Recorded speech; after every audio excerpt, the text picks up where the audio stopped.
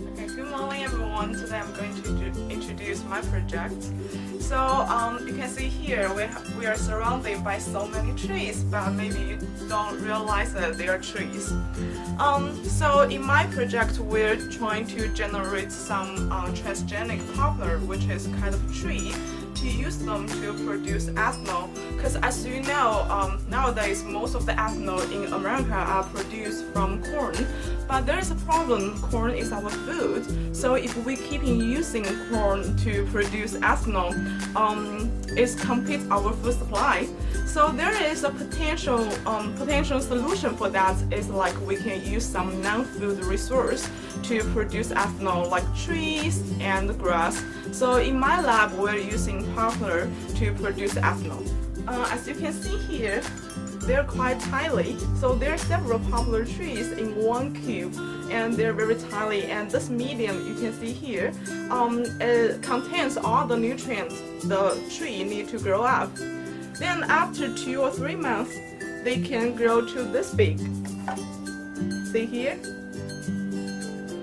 So later on, they were going to transfer to the greenhouse and grow like 3 to 4 months, and then we will collect samples and to analysis, doing the analysis work.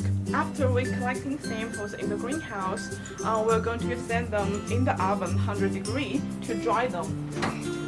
So the sample is like this. You can see it's like normal stick, and this stem tissue is from the transgenic plants.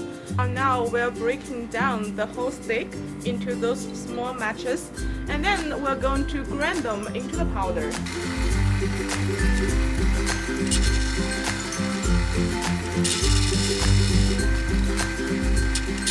So after grind the wood into the powder like this, so we're going to transfer certain amount of the powder into the small tube, and we were going to add some solution which include the enzyme to break down the wood, and some sucrose and glucose will release.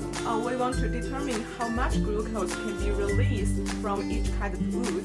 So we will use this machine. It's called ion exchange chromatography, and so it will test each sample and generate this figure. And you can see each peak is the amount of glucose. Then we know how much glucose is released from the sample. So 5 years ago, I came to Syracuse University and started my project. I was fascinated by the project because it was it's so useful.